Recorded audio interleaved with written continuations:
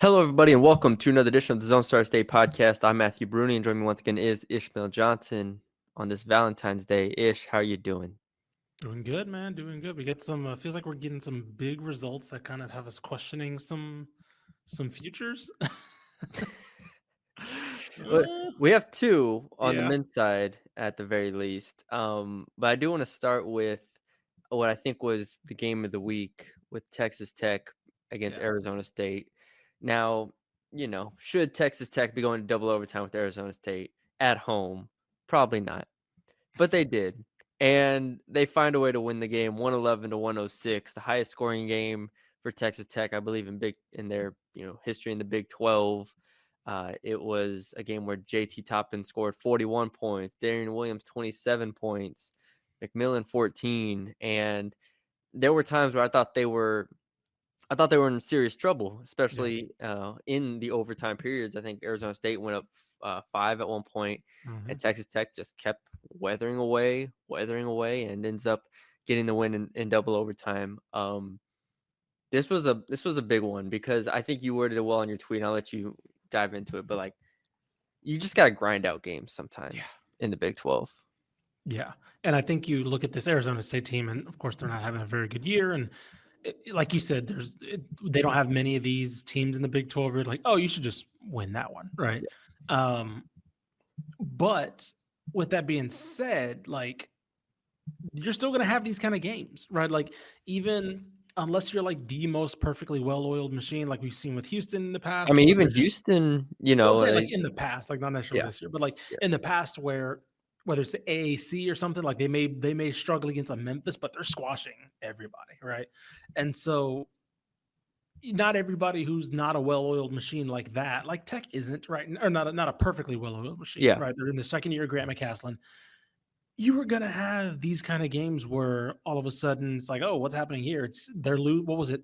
They were down. What was the deficit? Let Let me me see. It was pull it like up. 2 minutes to go.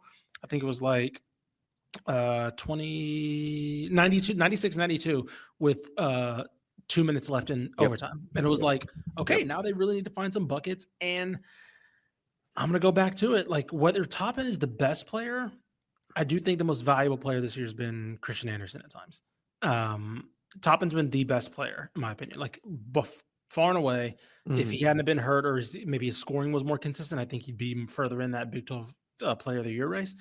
But you've seen the upside that he gives this team with one, just having somebody who can go get a bucket. But the reason why I say Christian Anderson's the most valuable is because of his versatility on the wings. You look at somebody like Elijah Hawkins. I think Elijah Hawkins is awesome. He's not going to go get you those buckets that you need sometimes from that position. Christian Anderson will. And he can also, as we saw in overtime, he can also take over a game and be the playmaker as well, to where it was like, okay, cool. Darren Williams, easy bucket, right? Boom. JT Toppin, easy, ball where you like it, easy bucket, right? Like he's that balance that I think Tech does not have at the point guard position right now with Elijah Hawkins. Elijah Hawkins just runs the offense very well and is Mhm. very intelligent. Christian Anderson's upside and going forward, I'm not saying he should start or anything, but going forward, his emergence has been so valuable to me. Yeah, he had 5 assists, 3 steals. You mentioned the overtime coming up big consistently. It's just Yeah. he plays with I think the best way to describe him is he's able to play with different paces. Like, Yeah. he is Yeah. able Yeah. to play fast. I think he's able to play slow, and it's something that's developed as the years gone on. I mean, this has just been an incredible back half of his freshman season. Yeah. And like you said, it sets up really, really well for next year, where he is going to be kind of the full time guy, you presume at the one. Yeah, when the moment that got me was when he like expertly played. I couldn't remember which defender it was, but he expertly played somebody into a hostage dribble off the Hmm. screen, and that got him to foul out of the game. And I was like, oh, like that's Chris Paul. That's a Chris Paul move. Like you don't do that unless you're Chris Paul. Oh, this guy's on my hip. Let me just slow down a little bit and have him foul out of the game in overtime, right? Like that's just something that you don't think about typically as that young of a player, to be like, okay, this team's on its they're starting to get in foul trouble. Let me utilize this little thing, this little cheat code of a move to kind of give us a bucket when we need. Like, and then of course, the drive, the top end kind of finishing things off. in that second overtime with that flush to kind of put them up 3, and they never really looked back after that. Uh, I can't wait to watch multiple years of these guys. Like I'm hoping, assuming Toppin's at least there one more year. I can't wait to watch them both. Like they're going to be so much fun. Toppin crashing to the rim, and then Christian Anderson just the way he plays. I think he plays like a senior, which is now when he's confident, he plays like a junior, he plays like a senior, and I think that's the thing that's been the most impressive to me. Yeah, I mean, and then Darian Williams and Chance McMillan, they're so consistent Yeah, as scorers on the wing. It makes and it and hard for a defense to and to go I'll against. say this: like we've talked about how this team's not going to be, or at least not right now, is the defensive team that Graham McCaslin wants. They're fine, right? I don't think they'll have games like this very often. Let me see. I think they're top. Yeah, they're top 15 defense, so they're fine.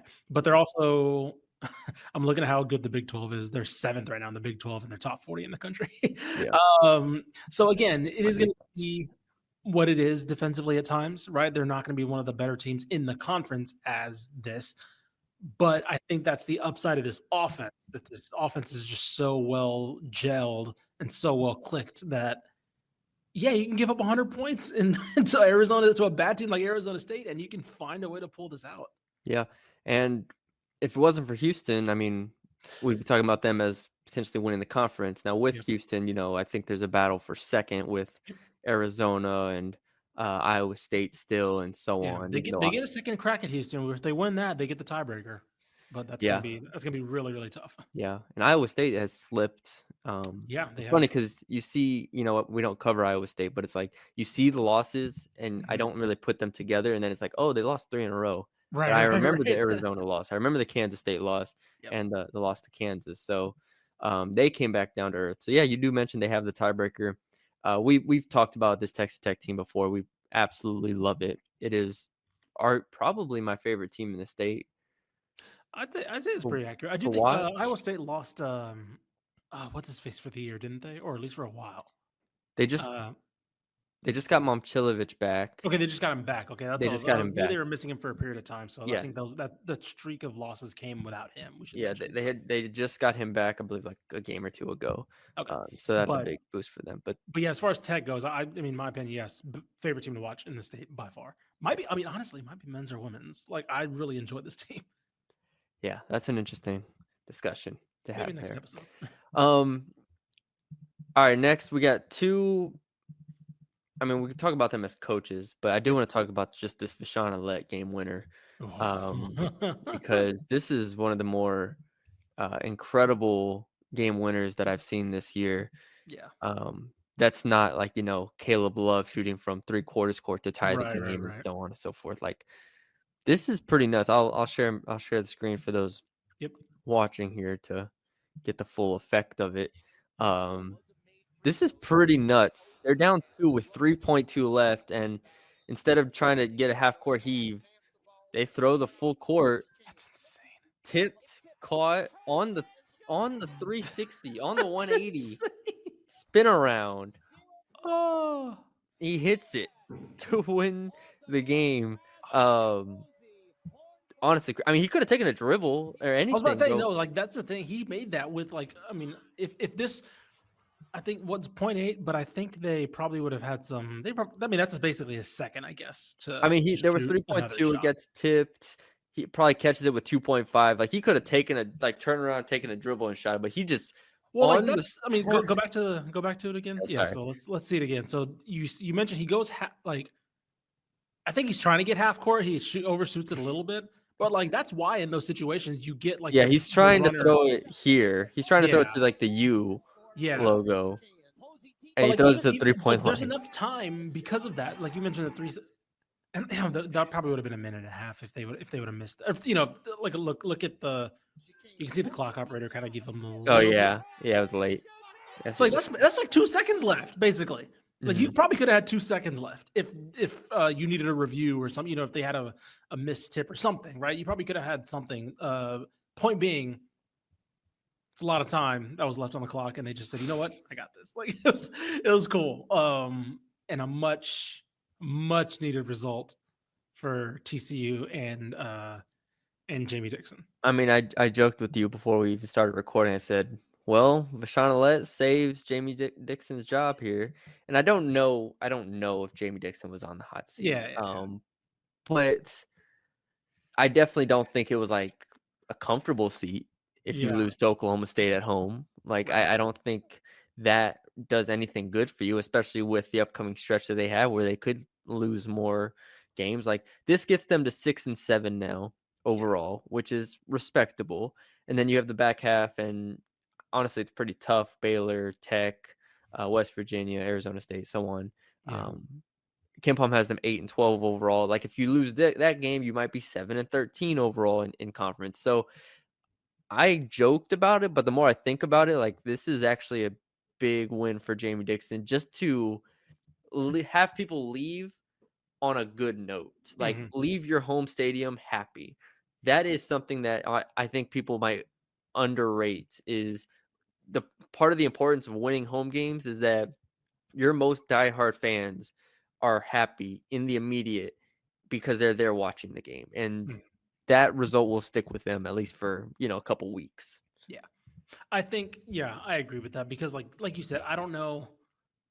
I think TC went into this year kind of thinking the year would kind of be, is what it is.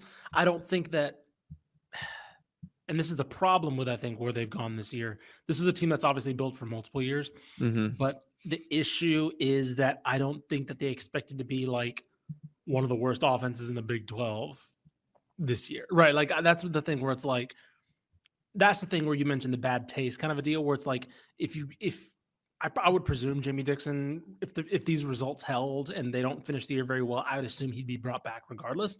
But you mentioned if they don't get these type of wins, that's where that taste of bringing him back, like and heading into next year, you're just kind of like, you're just kind of like, whatever. Okay. Now you start to see these little incremental wins and little results like that. Again, on a Hail Mary shot, but like it's just that little serotonin boost of like, Yes. team won. The team won.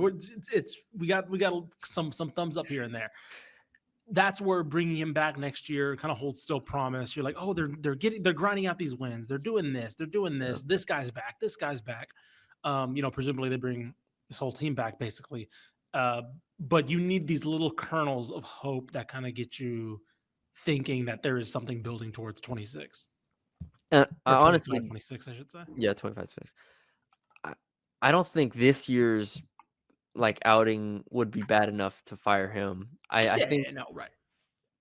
the sour taste in people's mouth is probably from like last year's team Sure. underachieving. Sure. Now, if Uh, this was what Colorado's doing right now, which is not winning a damn yeah, game in the Big 12, like that, then we're having a different story. But it's yes. not that. Yeah, it's not that. They'll be respectable. They'll end with like 7, 8, 9 wins in conference. Again, like I said, I think last year the disappointment of having that incredibly old team with Nelson and Miller, PV, and like all these guys, and not winning a tournament game, like that frustrated people. And then you get to this year where it is a rebuild year, and it's like, Mhm. okay, can we at least get to like 7, 8, 9 wins? And the answer Yeah. seems to be yes. They Yeah. will be able to get to that number. So I think he is good in good position, but I do think there's pressure next year. What did we have them at? Because Ken Palm right now has them at finishing 8-12. They're not being Tech, they're not being Baylor.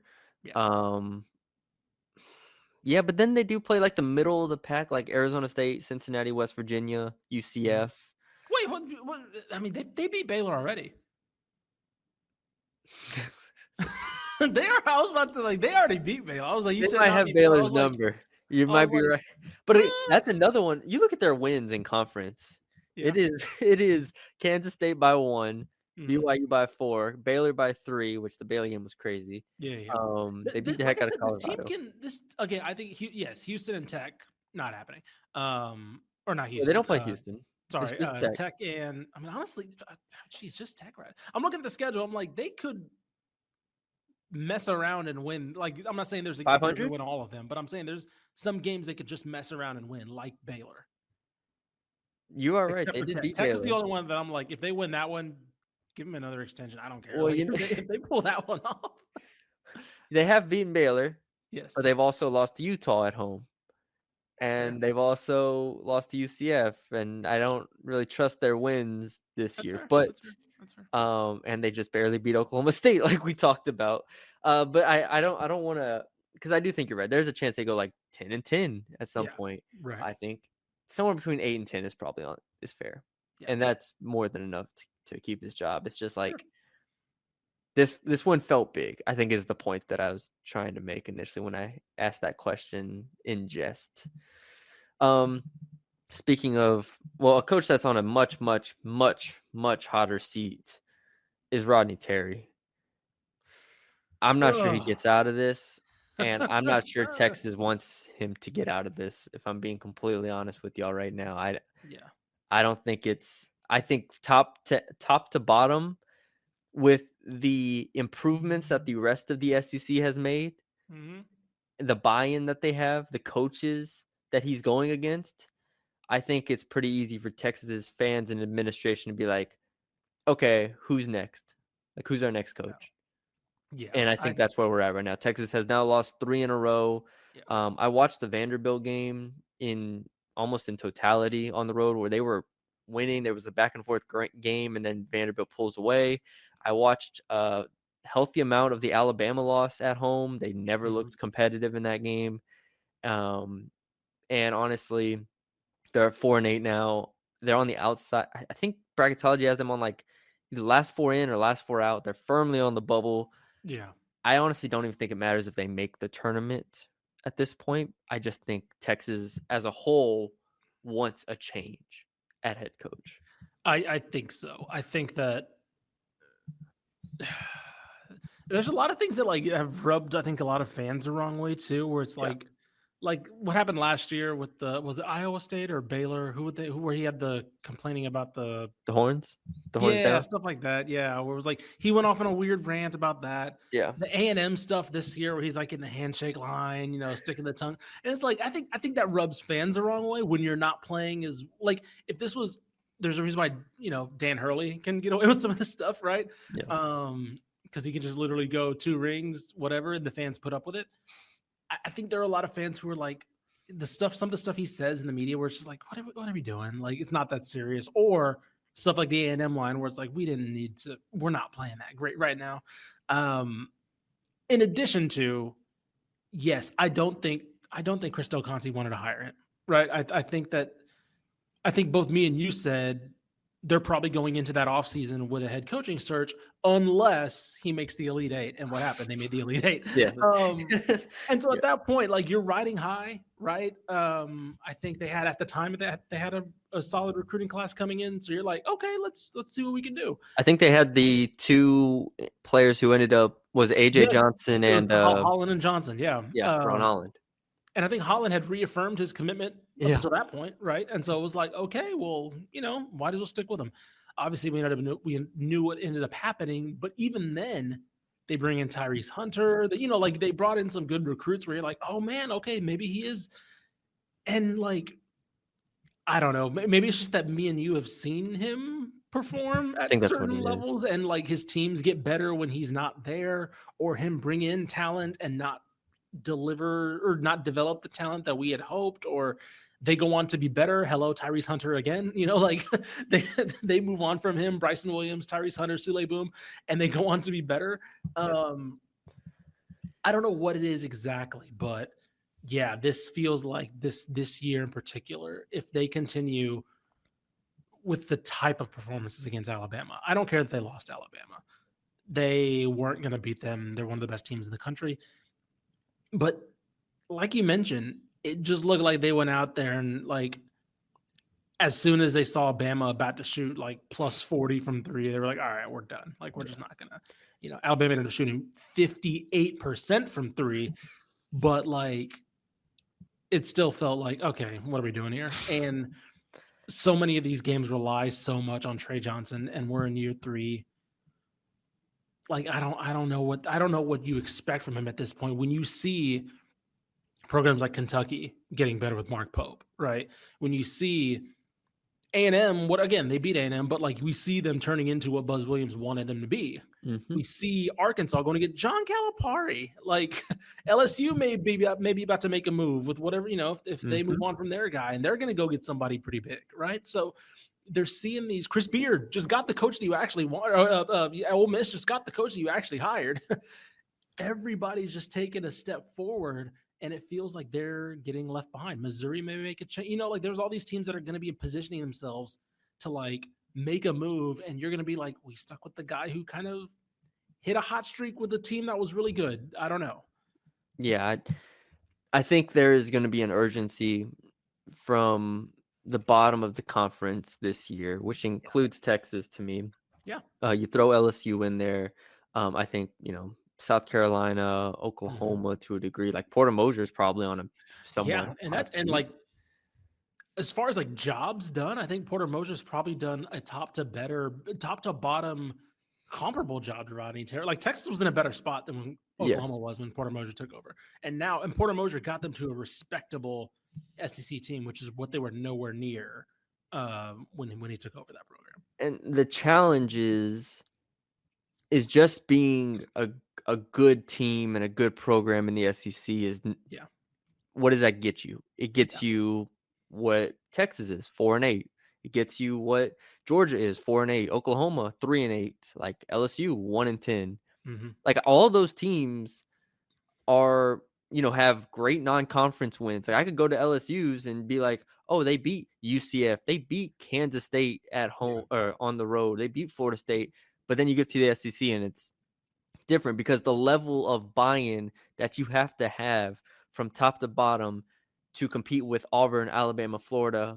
Hell, I'll even throw A&M in there. I think A&M's done a great job supporting Buzz Williams, being like, what do you need and Yep. how can we get it done? You add Zurge Phelps and Pharrell Payne. I'm sure they were not cheap in the portal. Mm-hmm. I think you look at, obviously, Tennessee, Kentucky. You just go down the list here.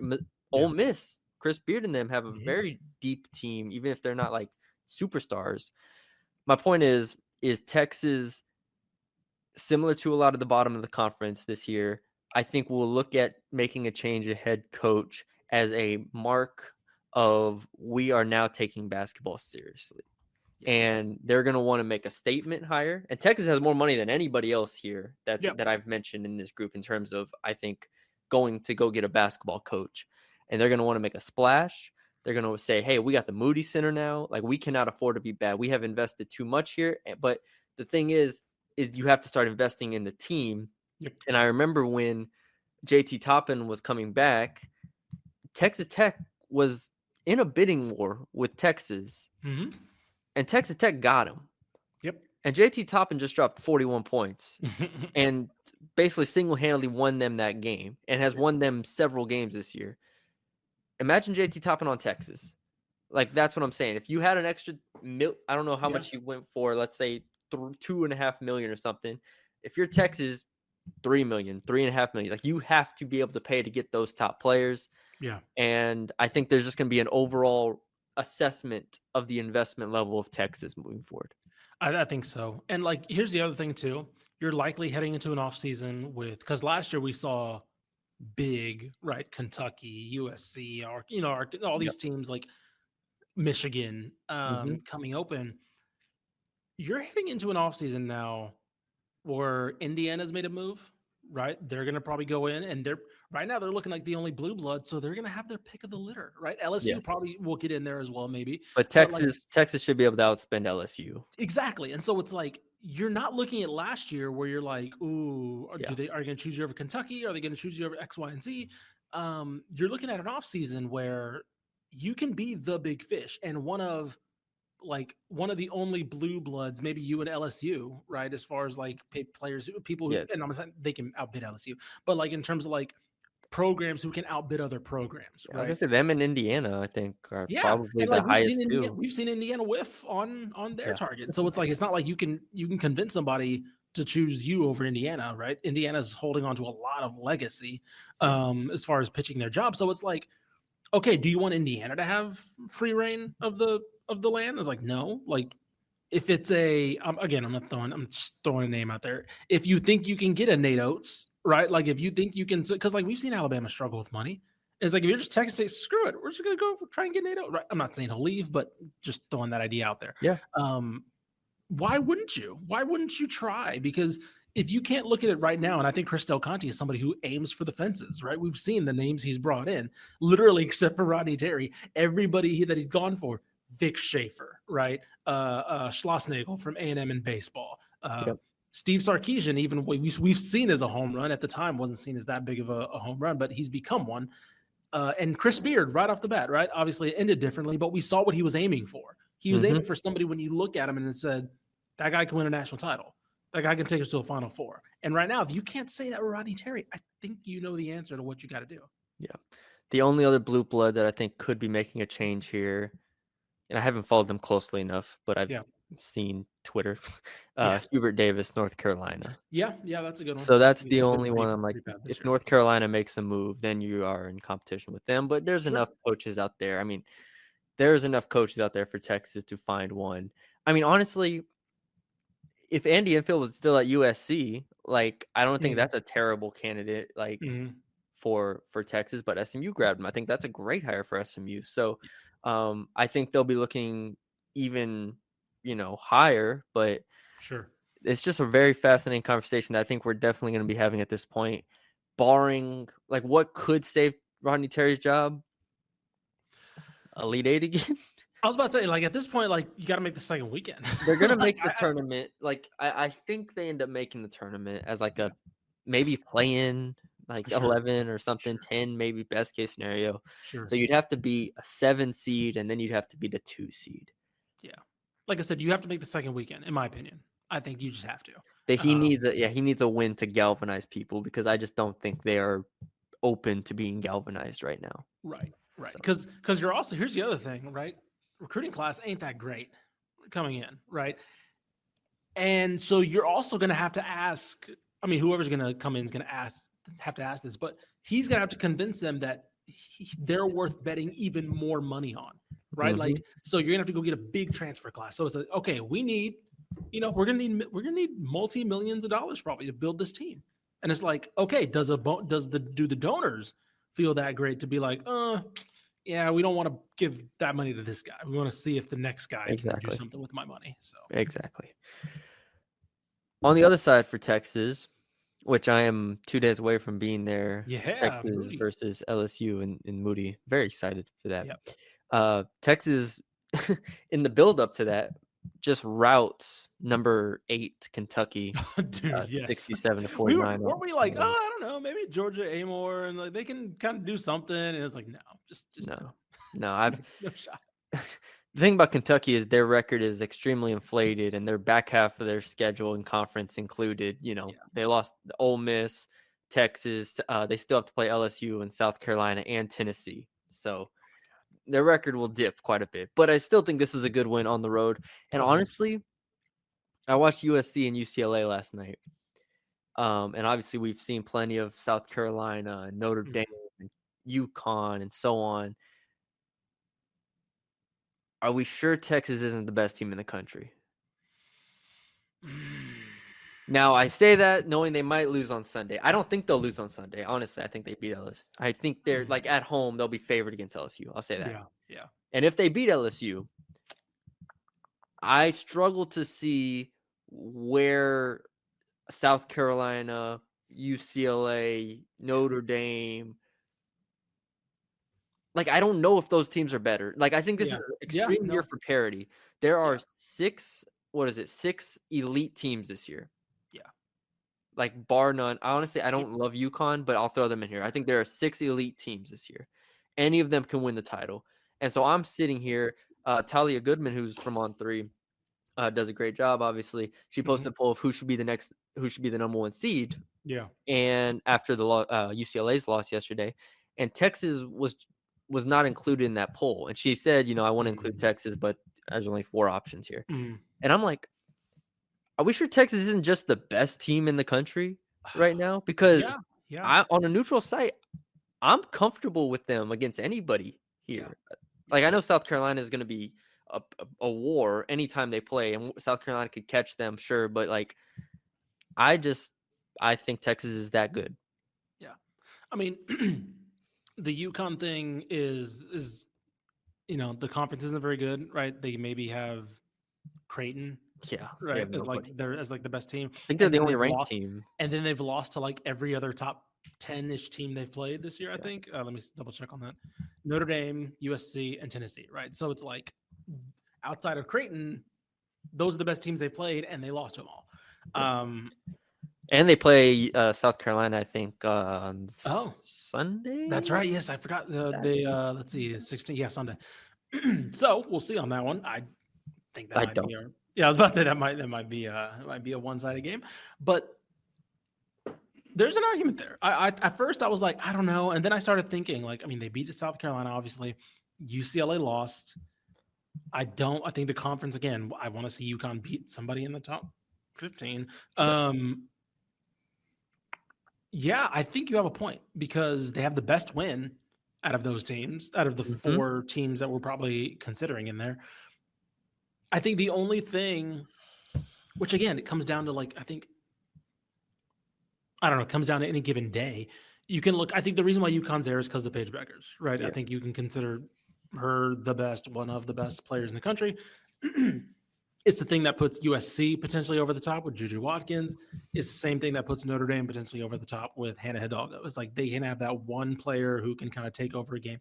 But we're kind of seeing that with Madison Booker. So like it's not like Texas doesn't have that player. Um She's just not as and old. I mean, I guess she's kind of younger than yeah, Paige and them, so people don't really look at her in that right. way, And she's not probably. as like high profile as Yeah. Juju. So maybe like, she didn't get the same love. Oh, yeah.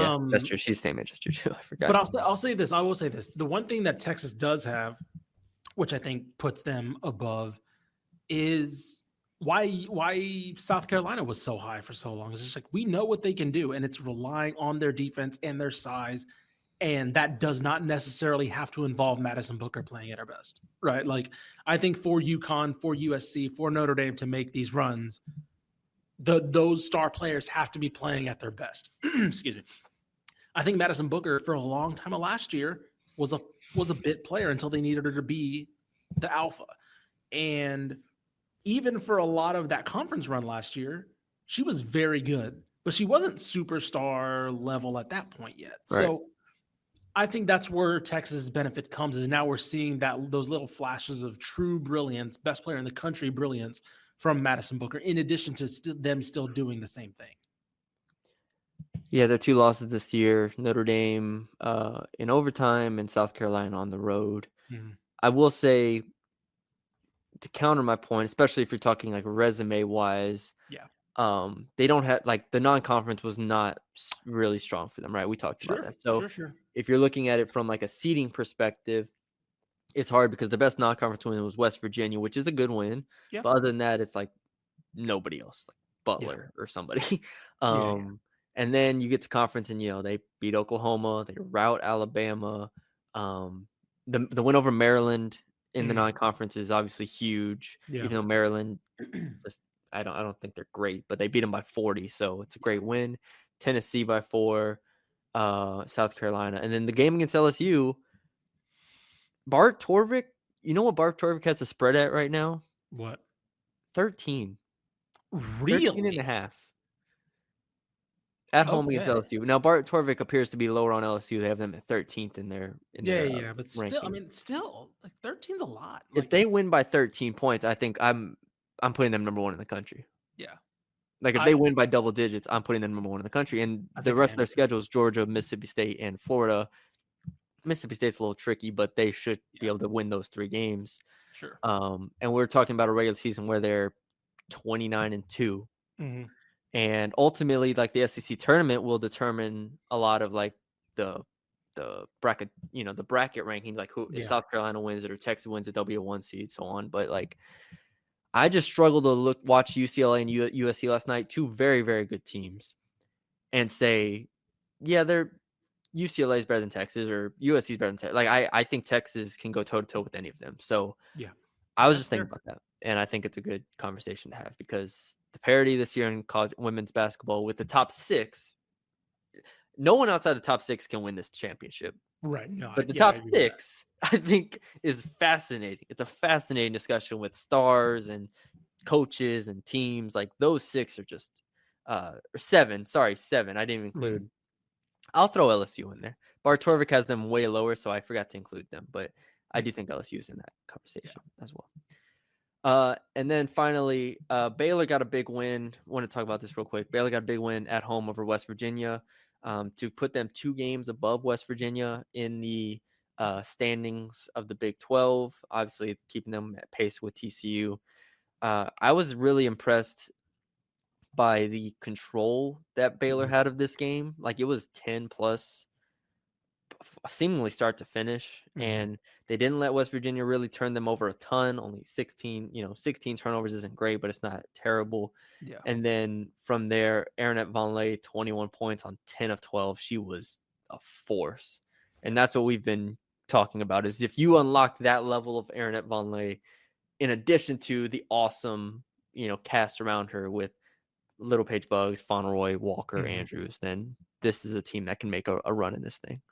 Yeah. I mean, yeah, that's basically been it. I mean, we've kind of started to see those two kind of become one of the better front courts in the country, Mhm. consistence wise. Yeah. And now I think the biggest thing for me, and the reason why I always not the biggest reason, but one of the reasons why I was low or starting to get low on them this year was that they were having to rely on Dariana Little Pitch Bugs to be their kind of scorer, right? Like Yeah.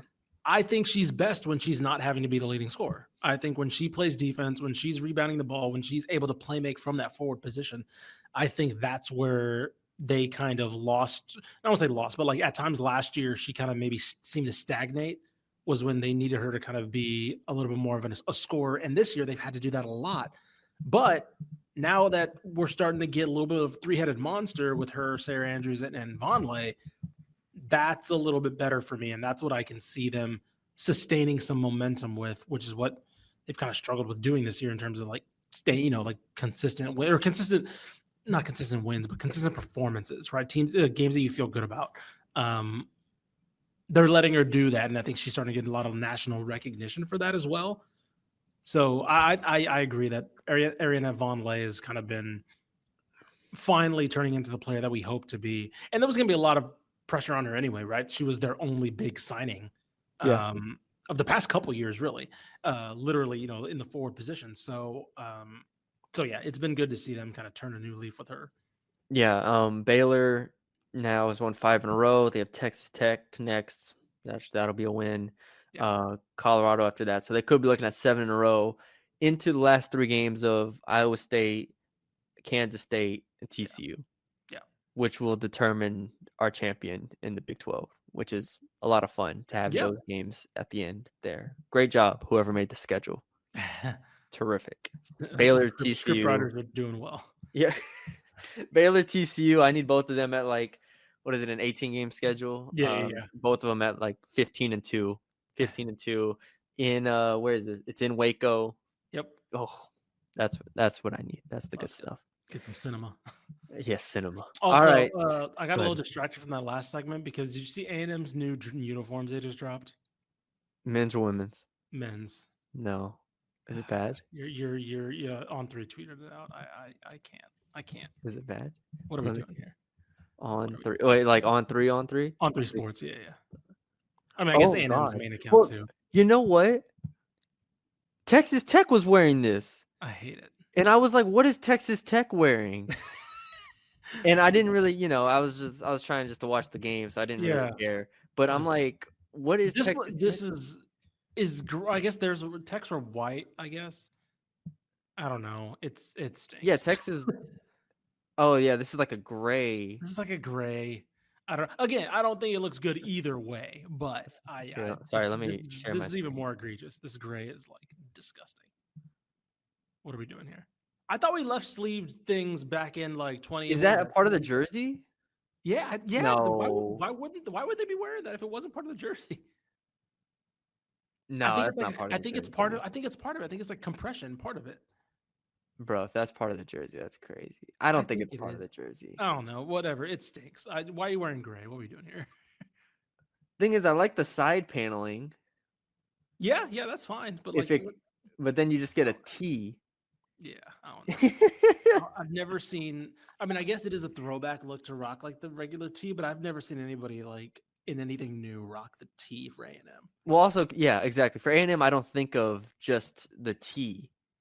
Like for Texas, they have that, the orange T, and I'm Yeah, the like, orange for okay, baseball and stuff. yeah, But for I've never. baseball. I don't know. I hate it. I hate Th- everything about this. If I'm This is being honest, like absurd. I'm usually an Adidas guy when it comes to like just gear in general. This is not it. I'm not. I'm still surprised. Like Under Armour, Adidas, and them, they have still a pretty good chokehold of a lot of basketball Oh, of the dude, I top know. basketball programs here. So I know Nike's reeling a little bit, but This is nasty. that's a good call right there. Yeah, I did not see that. This is Wow. nasty. All right. That's all we got for y'all today. Hope y'all enjoyed the episode. Leave us a like, comment, share, subscribe if you have not already. We'll be back next week with more content. If you haven't checked out our interview with Karen Aston, Yes. UTSA women's basketball, go check that out. Appreciate They won. UTSA pumping that out. By the way, I saw we got a lot of love from Hey, UTSA accounts, so that was shout good. out to them. They beat East Carolina on Wednesday. Of course they did.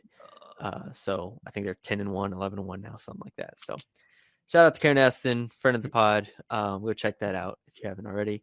And we will talk to y'all later.